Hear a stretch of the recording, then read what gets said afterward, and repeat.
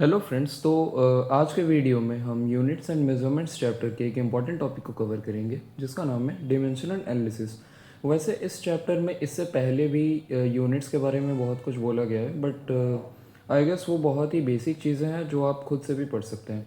Unit वो entities है जिससे कि हम फिज़िकल क्वांटिटीज़ को एक्सप्रेस करते हैं। फॉर एग्ज़ाम्पल, अगर मुझे किसी मास को डिफ़ाइन करना होगा तो मैं यूनिट ले सकता हूँ केजी। अब बहुत सारे टाइप्स के यूनिट होते हैं जैसे सीजीएस यूनिट्स, एसआई यूनिट्स। मेरे ख्याल से ये बहुत ही इजी चीज़ें हैं जो आप खुद से भी पढ़ सकते हैं।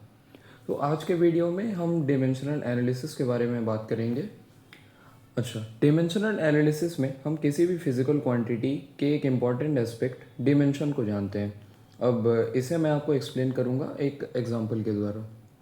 जैसे हम ले लेंगे मास, इसका सिंबल एम, लेंथ, लेंथ का सिंबल एल और टाइम का सिंबल टी।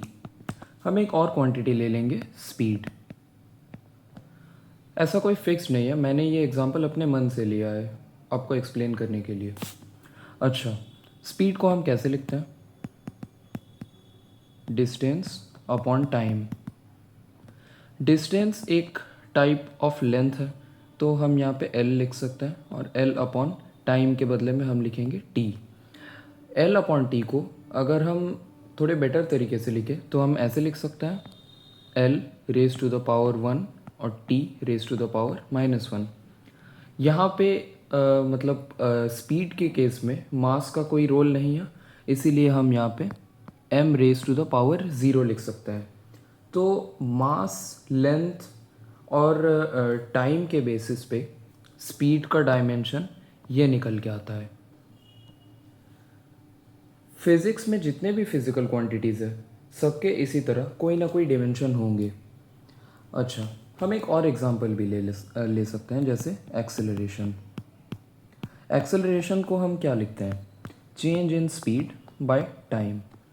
अच्छा, चेंज इन स्पीड को भी हम एल अपॉन टी से रिप्रेजेंट कर सकते हैं और L upon T divided by time, इसको हम ऐसे लिख सकते हैं एल अपॉन टी स्क्वायर। इसे अगर हम थोड़े बेटर तरीके से लिखेंगे तो L raise to the power 1 और T raise to the power -2। And same जैसा कि हमने पिछले वाले में लिखा था, इसमें भी हम लिख सकते हैं M raise to the power 0, L raise to the power 1 और T raise to the power -2। मुझे लगता है कि यह आपको क्लियर होगा। हम वैसे एक और एग्जांपल भी ले सकते हैं, मोमेंटम। आप सबको मोमेंटम का फॉर्मूला पता होगा, P into M into V. M का सिंबल हमने क्या लिया था?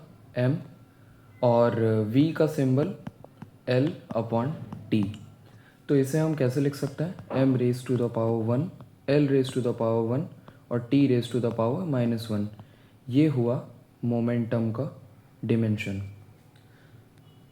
अब ये बेसिक्स है, इससे रिलेटेड आपको कुछ कॉम्प्लेक्स प्रॉब्लम्स भी सॉल्व करने होंगे।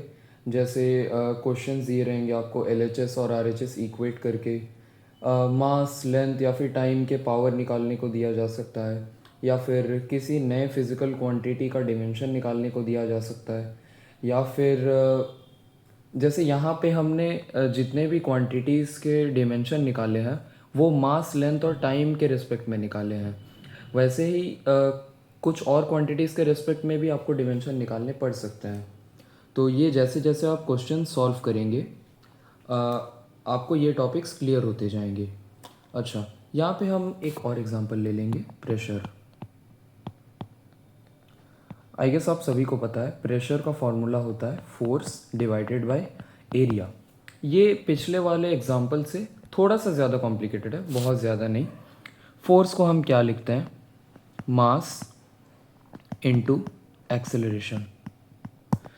वैसे एक्सेलरेशन को हम खुद भी निकाल सकते हैं, लेकिन कुछ देर पहले हमने कैलकुलेट किया था। ये रहा एक्सेलरेशन का डिमेंशन, और मास का ऑब्वियसली क्या होगा? m मल्टीप्लाइड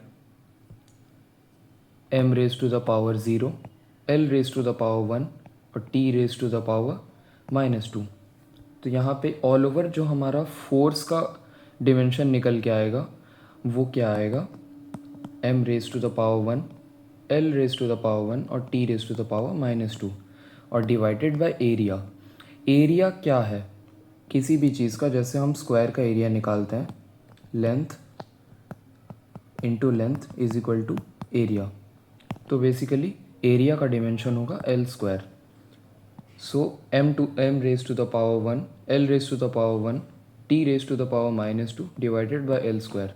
हमारा फोर्स का डिमेंशन निकल के आता है m l raise to the power -2 sorry -1 t raise to the power -2। तो ये हमारे प्रेशर का डिमेंशन निकल के आया। इसके बाद हमें कुछ और टॉपिक्स को कवर करना है जिसका नाम है प्रिंसिपल ऑफ होमोजेनिटी। शायद इसका नाम सुन के आपको थोड़ा सा घबराहट हो सकता है, बट जितना टफ़ इसका नाम है ये एक्चुअली में उतना टफ़ नहीं है, ये बहुत ही इजी है। प्रिंसिपल ऑफ होमोजेनिटी मैं आपको एक पुराने मैथ्स के एग्जांपल से रिलेट करवा दूंगा तो ये आपको इजी रहेगा। आपने पॉलिनोमियल्स पढ़ा होगा। पॉलिनोमियल्स में बहुत टाइप के टर्म्स होते हैं। जैसे मैं एक एग्जांपल देता हूँ आपको।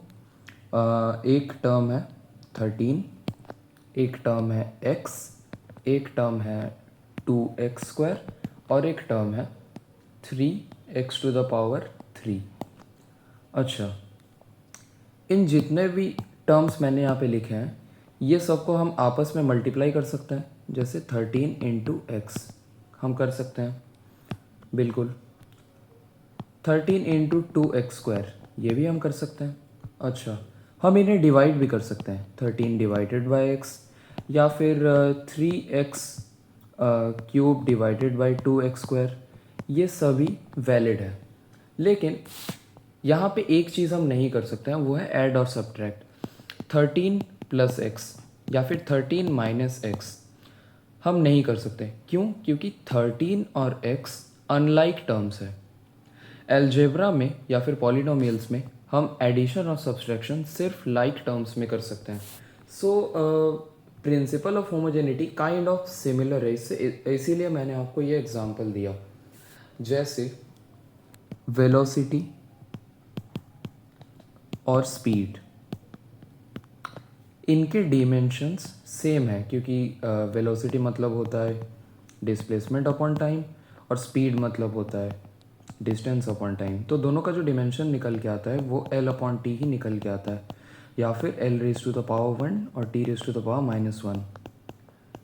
सो इनके डिमेंशंस सेम है, इसीलिए हम इन्हें ऐड या सब्ट्रैक्ट कर सकते हैं। लेकिन अगर मैं एक और फिज़िकल क्वांटिटी ले लूँ, जैसे फोर्स प्लस मोमेंटम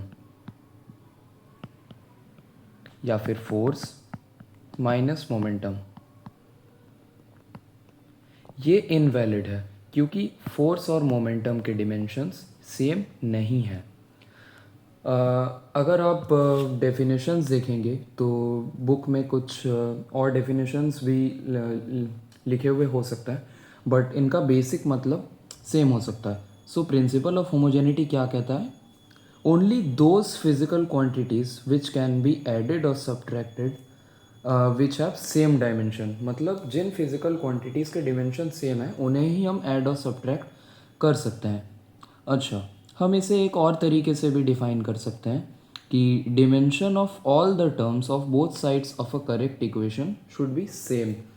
जैसे कि मैं अगर ऐसे ले लूँ, alpha plus beta is equal to X plus Y, तो यहाँ पे LHS और RHS में जितने भी टर्म्स मैंने लिखे हैं इन सब के डिमेंशन सेम होने चाहिए, तभी मैं एल्जेब्रिकली इनका सम या डिफरेंस निकाल सकता हूँ।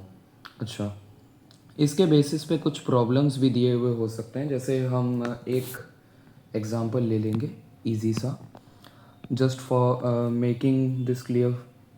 v is equal to a plus B into T. यहाँ पे v है वेलोसिटी, यहाँ पे t है टाइम। और ए और बी कांस्टेंट्स है या फिर कोफिशिएंट्स है, तो हमें इनका डिमेंशन निकालना है। तो जैसा कि मैंने बताया, प्रिंसिपल ऑफ होमोजेनिटी ये कहता है कि एलएचएस और आरएचएस में जो भी टर्म्स लिखे हैं उनका डिमेंशन सेम होना चाहिए। सो वी के जो डिमेंशंस होंगे वही ए के होंगे और वही बी टी के होंगे। तो v के डिमेंशंस हमने पहले भी निकाले हैं। वेलोसिटी के डिमेंशंस है l raise to the power 1 और t raise to the power -1। यही होंगे a के dimensions, l raise to the power 1, t raise to the power -1। अच्छा, b इंटू टी के केस में b multiplied by t is equal to l raise to the power 1, t raise to the power -1। So b is equal to आ जाएगा l raise to the power 1, t raise to the power -2। ये बहुत ही simple example लिया मैंने, इसीलिए simple examples लिए हैं क्योंकि ये टॉपिक्स आपके लिए नए हैं, क्योंकि आप अभी अभी 10th क्लास पास करके आए हैं और आपके लिए ये सारी चीज़ें थोड़ी कॉम्प्लिकेटेड लग सकती है। इसीलिए मैंने कोशिश किया है कि बहुत ही सिंपल तरीके से आपको डिमेंशनल एनालिसिस समझा पाऊँ। हालांकि ये जो टॉपिक है ये नीट और जेई के जो मेन टॉपिक्स हैं उनके सामने कुछ भी नहीं है। अभी तो असली पिक्चर बाकी है, बट आपको डरने की कोई ज़रूरत नहीं है। मैं इसी तरीके से सिंपल वे में आपके लिए कंसेप्ट्स लाता रहूँगा। चलिए, आज के लिए इतना ही। Thank you everyone.